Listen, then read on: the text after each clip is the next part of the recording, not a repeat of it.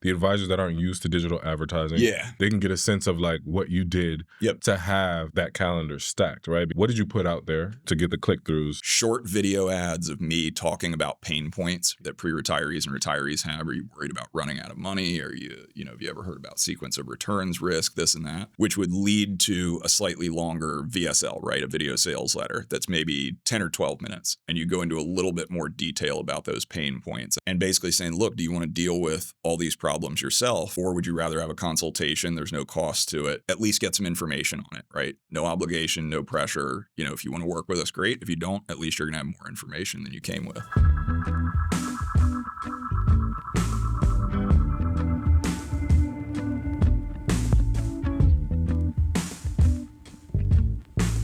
Welcome back to another episode of The Advisor Journey. I'm your host, Sarta Yarnway, and today you're in for a special one. We got a marketing guru here and a builder.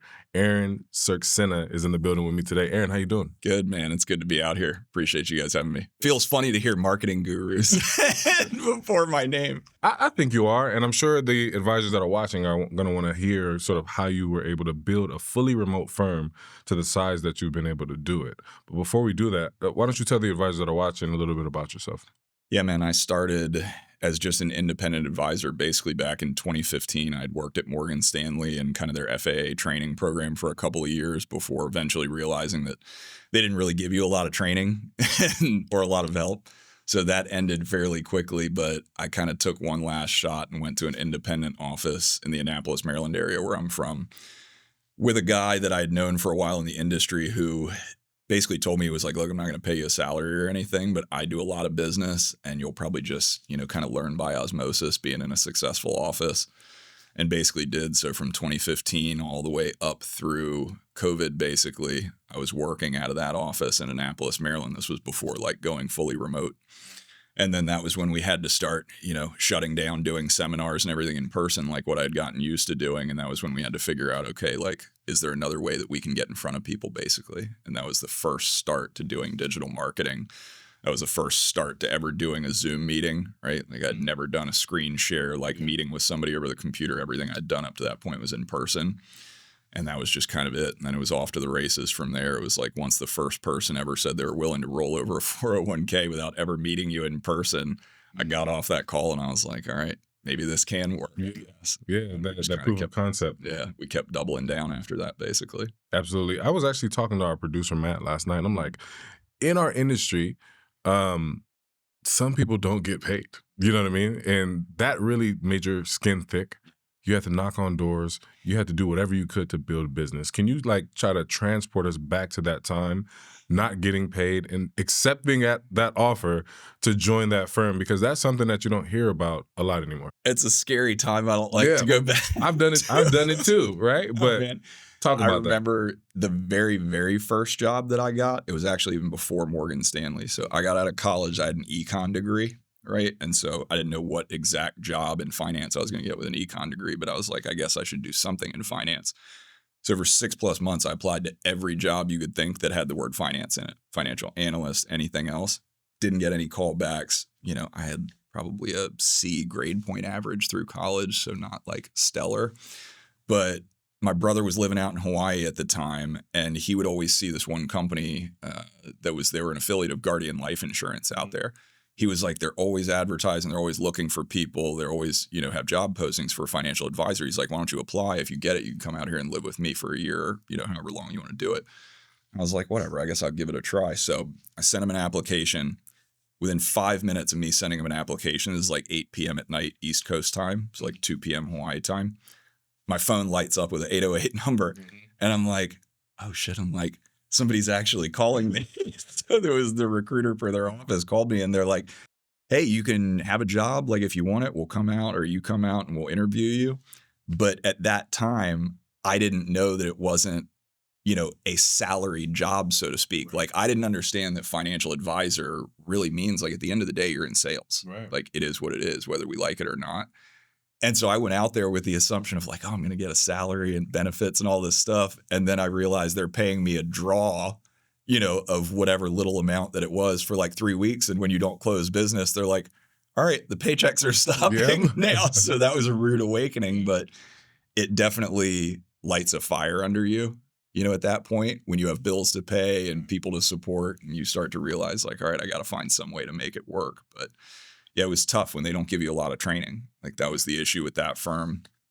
Same issue with Morgan Stanley. It's just you're sitting in a chair and you have, hustle, but like you don't have any direction to go in basically. Yeah. And so until I got to that, one shop where it was kind of nice to be able to see, okay, this is how somebody successful markets. This is where they spend money. This is how they get butts in seats, basically. Like that was what I really needed to figure out. And then from there, I was able to kind of iterate on it on my own. So at that shop, right? What did you take from that experience? Because it seems like you've made your own engine. But before we talk about your engine, the remote firm, your growth over the time period that you've been running it, like what were some of the principles that you learned from that advisor? I don't know his name, but that you said, hey, these are some things that are staples for growth. Yeah. It was really just learning how to run a business at the end of the day and realizing that you are your own business, right? Even when you're a solo advisor, that you've got to understand what are my costs for getting in front of people? What are my costs for getting somebody to come in and have a meeting with me?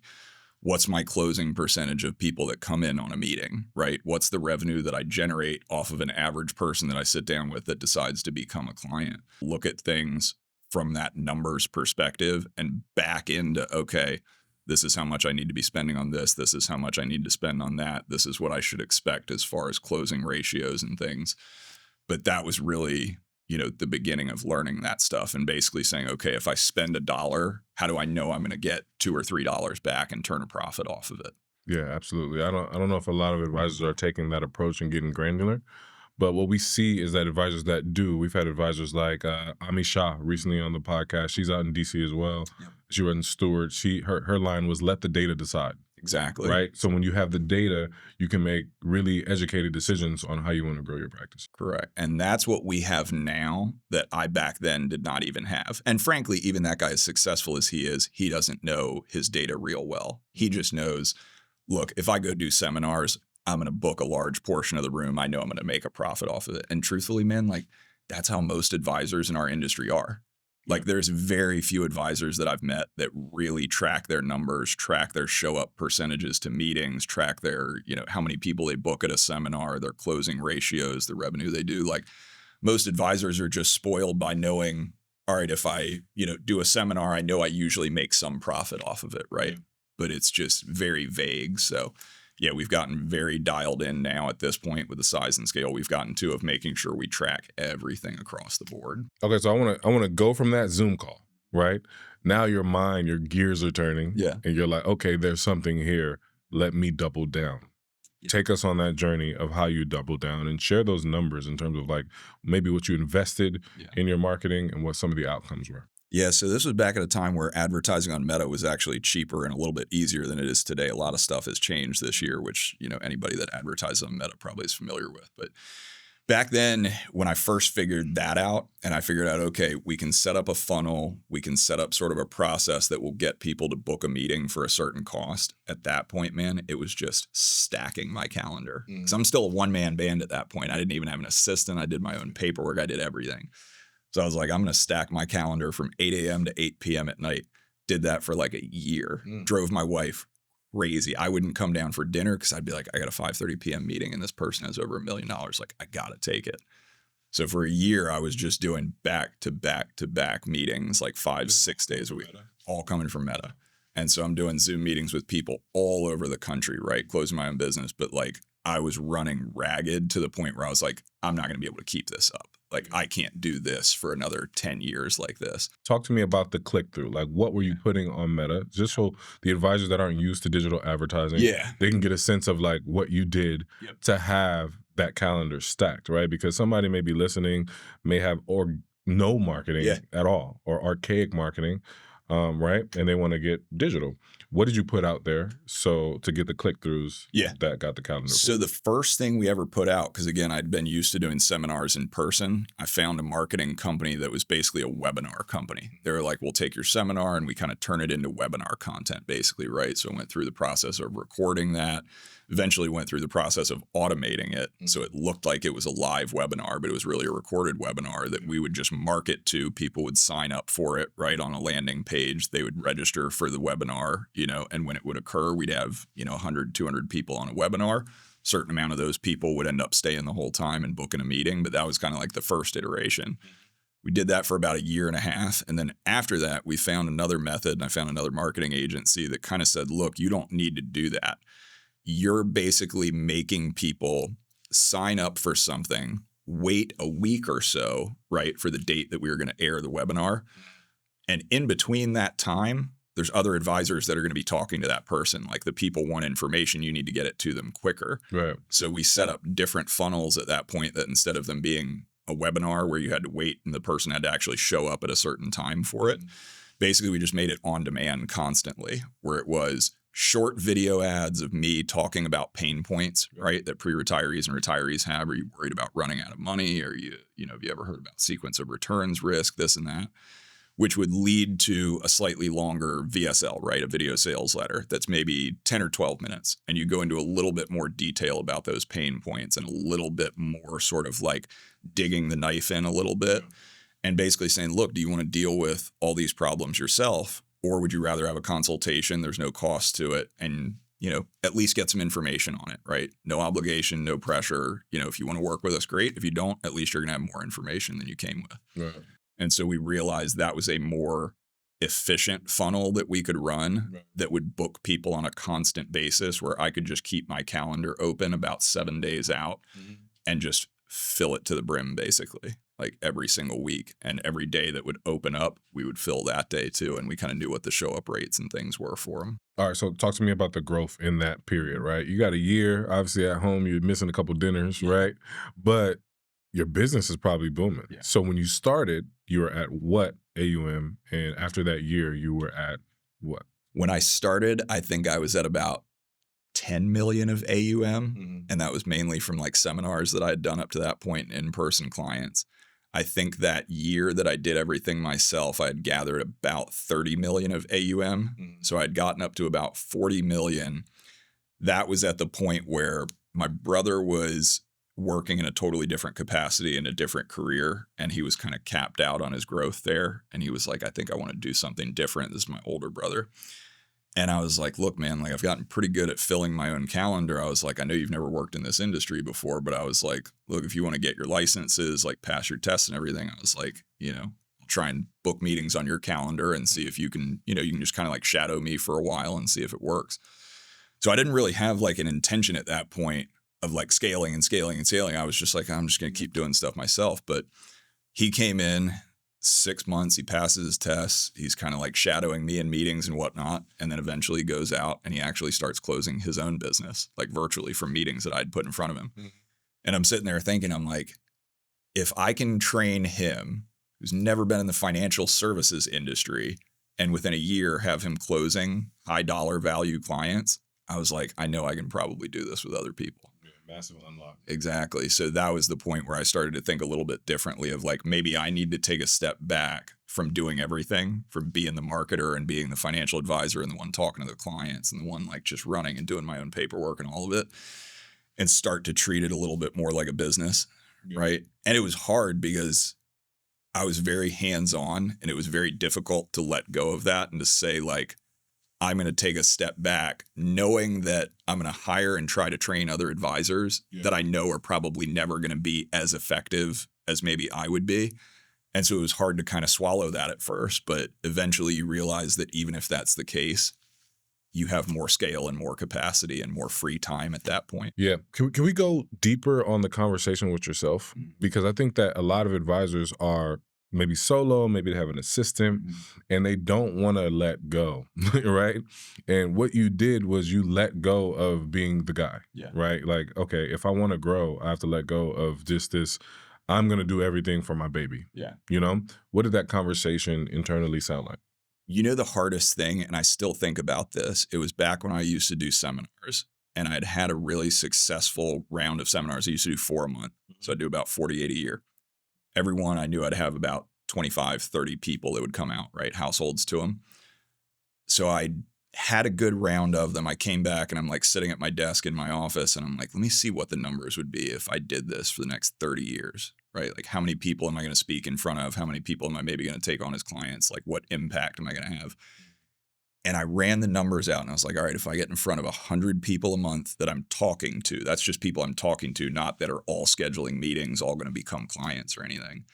I was like, that's 1,200 people a year. I do that for 30 years. That's about 30,000 or so people, right? That I'm going to have the opportunity to just talk to and to maybe have like some small impact on them, right? By something that I say during a seminar. And I'm going to grind myself to the bone doing that for an entire career. And maybe I bring on a small fraction of that number of people as clients, right? Maybe I have 1,000 clients or 2,000 clients. And I remember sitting there and I was like, man, if I passed away the next day after that, nobody's going to remember that. Yeah. Like, I'm going to have been a small fish in a very big pond. Like, yes, I will have had an impact, hopefully, on the clients that I took on.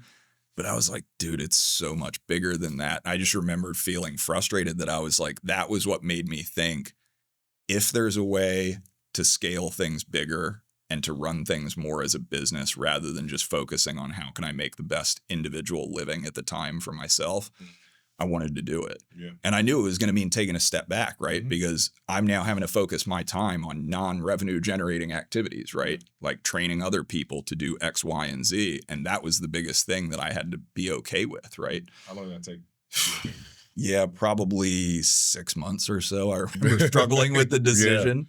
You know, it took a while. I remember like the first person that I hired, you know, and I'm spending time training him as an advisor, and like I'm not seeing the fruits of it yet. And I'm spending more money on the marketing to keep his calendar full and everything. And I remember for 3 months, I was like, man, is this going to work? Like, you know, I'm spending more money. I'm not seeing a return on it. My own production is going down because my time is focused elsewhere now. But again, same, just like my brother, you know, I was going to do it no matter what. I wasn't doing it to try and make a profit, you know, off of it. But as soon as he started to close one client, then another client, then another, and I kind of saw the snowball rolling down the hill, I was like, all right, I got to just be willing to focus my time on it and be patient. And that's hard for me to be patient. But that was what made the big difference. And then we started hiring more people and more infrastructure type people at the companies. So we started to scale a lot faster at that point. Okay, I want to just talk about the business here, right? Because once we start jumping into sort of the adding advisor conversation, there's a lot of things that just happen in this sort of segment, right? You went from solo to scaling business, and you're on track to be an enterprise firm, right? Scaling to $1 billion or more. So with that being said, you had to make decisions on how you would compensate the advisors. What would make it enticing for them to want to work at your firm over being at a wirehouse or going independent themselves, right? So what was the carrot dangling over their head, so to speak, that made them want to work with you? Yeah, so at the beginning, it was really talking to people that had been other places that they weren't super happy in, whether it was for reasons like mine of a lack of training, whether it was compensation structures, right? So I had talked to guys from MassMutual, from Fidelity, from Charles Schwab that had been in sort of service and support roles and things like that, but they wanted to have more upside potential. And so the original way that we basically came up with, and we still pretty much have the same split arrangement today with advisors we bring on, is that it's basically a salaried base, right, to start, of usually somewhere around, you know, call it 50 grand a year, right? Like something reasonable to be able to support them as they come over. And then we're giving 15% of any fee-based revenue that's brought in and 15% of any commission business that's brought in, right? And so what we realized is with the volume of people that we keep advisors in front of, which is far surpass anywhere else that I know in the industry, like the number of people that we will have meetings for any advisor that we hire, that they would end up first year, even if they weren't great closers, probably making somewhere between 150 to 200. And they're getting to build on that every single year with the recurring revenue and the fee-based business that they bring in and the clients that they keep. And so we realized that was a better compensation schedule than pretty much anybody else that was out there. It also gave them the ability to work remotely. We provided benefits. And it just made it so that somebody could essentially build a book of business within our business without having the financial outlay for it, right? Without having that stress that I had to take on at the early onset of doing all this stuff and not knowing what the return on it's going to be, or if there's going to be any return on it. Right. So you lower the risk for them. Exactly. And so that's you entice them with compensation. That's been the attractive thing, is that they can basically have a business where they make more and more money each year, but without having a financial outlay themselves to do it. Yeah. In this ecosystem with advisors, it's hard to find the right fit. You know, some people think that because of the frustrations of the wirehouse, you just should go independent, but you're sort of that bridge in between independence, but still you are an independent firm. Yeah. Right. So that's cool. No, we're an independent firm, but I think we give more support and more training than probably any firm out there. I mean, the people that we've hired that have put in place like the training programs that we have for our advisors, like from day one when they come on board, I mean, it is like night and day compared to anything else that I've seen. Yeah. On our pre-call, we talked about just your marketing approach. And one of our other guests that was on the podcast, Ari from Root, and the differences between both. So why don't you break down sort of the differences of the marketing? So, because advisors are going to need to choose how they want to do this. Obviously, there's one way, which you're using sort of digital platforms to attract people based on that distribution and the user base there. And there's another way, similar to using it, but you're making and creating all this content. So like, you can probably explain it better than me. Why don't you go ahead and give it a step? You mentioned the one guys that I told you before this that even I am very, very jealous of, because they have cracked the code as far as having a line of people that want to meet with them and meet with their advisors, but without spending $1 on advertising, right? Just because they create a ton of organic content, and the content, I've seen the content that James and Ari put out. I mean, it's fantastic. They take complex ideas and make them very, very simple and easy for somebody to understand. I mean, they've done a great job with YouTube. So that's going to be one of our big pushes for next year, is to try to do more organic content. But that's the difference between Root and us. Root is all the way on one side of the spectrum of everything is organic content. They do virtually, to my knowledge, no paid advertising. We are on the total opposite end of the spectrum. We do a little bit of organic content, maybe here and there, but everything that we do is paid advertising, basically. On Meta, we do some on Google, but mainly Meta. And so we're putting out similar content, right? Like educational content. Hey, do you have this pain point? Do you have that pain point, right? It leads to slightly longer sort of educational videos and things like that. But the end result is, do you want to book a meeting? Right. And so we know, based on a lot of spend that we've had on Meta, kind of what the cost is for us to book a meeting, what the show up rate is for that meeting, what our closing rate is for our average advisor of people that, you know, sit down with them, what the revenue is that's generated off of that. So there's parts of Root's setup that even I, like I said, am envious of, right? Because they have no marketing costs. But the parts that worry me about that being the only avenue is, I think Ari even mentioned it, right? It's like you're constantly trying to put out content to find that thing that's going to hit kind of like in that viral sense and get a ton of people that, you know, really catches fire. For us, we don't have quite that same concern, right? Because we just know, okay, if we spend a certain amount, we know it's going to produce a certain amount of meetings, right? But our costs are dramatically higher than theirs. So talk to us about that cost, right? Because some advisors might say like, well, I don't have a marketing budget, or I've never allocated resources to marketing. Talk about those costs. Talk about what that means for your firm and the growth that has come from it. Yeah. So, I mean, back when I started out and everything on Meta was a little bit cheaper, I remember I was probably spending to fill my own calendar with meetings, probably 10 to 15,000 a month. And then usually you would have, you know, agency commissions if you're paying marketing agencies on top of that. Now with 22 advisors, I mean, we've gone way into the stratosphere as far as that's concerned. We'll probably next year, throughout the course of 2026, we'll probably average spending right around 7 figures a month. So what does that do for you, though? What's the outcome? Meetings booked, take us through the whole outcome is, with what we spend now, which is probably in the 700-ish thousand range a month, we get about 1,200 to 1,300 booked meetings per month off of that spend, right? I think our average cost per booked meeting hovers somewhere between $450 and $550, right? That's kind of just where Meta costs have gone at this point. But of that, we know that if we book 1,200 meetings, rough show up rate is going to be around 47 to 50%. We try to keep pushing that number up to maybe 60, 65%. But again, it's just the volume that we do. Everything has to be automated, right? We can't have advisors just manually reaching out to people. It would clog up the system. So basically, you know, if we get above a 50, 55% show up rate, we're pretty happy. But so that's maybe 600 meetings that will show up for our advisors to actually talk to. For us, the expectation, if an advisor is really good, is of those people that show up, if they're at around a 10% close ratio, they're knocking the cover off the ball. Yeah. Like they're killing it.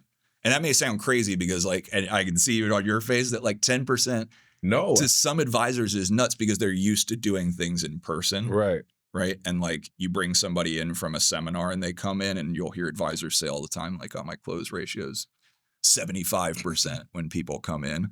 It's just different when things are virtual. I don't actually think that's weird at all because I follow like a lot of people on Twitter and they're running like DTC businesses. Mm-hmm. They're selling wallets and different products online and they live on Meta. They live on the platforms doing this sort of advertising.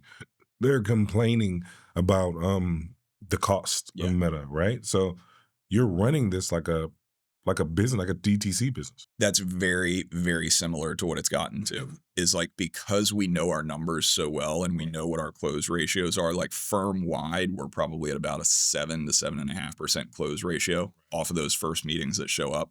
So I know just off of looking at our dashboard at any given point, our Salesforce dashboard, if we have 1,200 booked meetings for the month, I know it'll probably distill down to that we'll close somewhere around 40 or so clients, 40 to 50 clients that month. Right. And what does that look like in the AUM? So average assets of the people that we close is around 1.4 million or so in total. And we do both annuity business and AUM business, you know, a roughly equal split of each. So in general, that's about what we're bringing in per month now at this point. At the beginning of the year, throughout this year, we've probably brought on about 400 million in total assets. Next year, if we continue on kind of the same run rate without like hiring more, without increasing spend, we'll probably bring on 550, 600 million in total assets. And again, that'll be kind of split between AUM and annuity assets. That's amazing. Congrats. Crazy, man. Never thought we'd get it to this point, truthfully. What are you looking forward to? Sort of moving forward, right? Because I think you've cracked the digital marketing code, that's for sure. You're growing the advisor base, and I'm sure there's another hill you're trying to climb. So what is that hill? I think the first hill is $1 billion in AUM. So we're at 300 million right now. And I remember back when I would think 100 million seemed like a pipe dream. Yeah. Like I was like, that could take, you know, a whole career to reach 100 million in AUM. We've done 300 million in under 2.5 years. And so I think about it very differently now. Now I feel like even with our 300 million of AUM, we're like a grain of sand on the beach, basically. And I see kind of like the size of the opportunity that's out there. Yeah. So $1 billion is the next on the list. And we are sort of like projected to hit that somewhere towards the end of 2027, we should. Yeah. So that's the year that we'll hit that. And from that point, then the numbers that I have in my head start to get a lot bigger. I mean, 10 billion is the next one that I think of. And I think of, okay, how many advisors would we need to hire? Right. How much would we need to be spending on marketing? How many clients would we bring on in a year, right, to get to that number by a certain timeline? Mm-hmm. And there's a lot of problems that I'm sure we're going to come across in between then and now. Do you think that any advisor can do what you've done and just take that digital marketing playbook and implement it? Because I don't think every advisor can create compelling content like a Root, right? Yep. And like do it consistently enough, have the flow, have the cadence, have the engagement that they've had. They're special. Yeah. You know what I mean?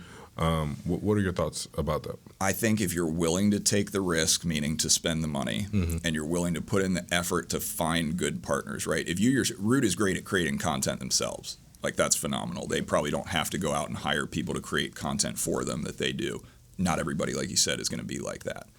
So if you're willing to spend the money and you're willing to put in the effort, if you're not great yourself at creating content, to go out and work with different marketing companies, and it's trial and error. Mm-hmm. I mean, if I told you the amount of money that we over 5+ years of doing this have probably burned through and wasted, I mean, it's a huge amount because you're testing stuff. You don't know if it's going to work. But the only way that you find the stuff that does work is by going through that trial and error process. So you just have to be willing to be patient, willing to sort of believe in the process enough. But yeah, it takes effort. You got to find good companies, you know, to be able to help you put out good content.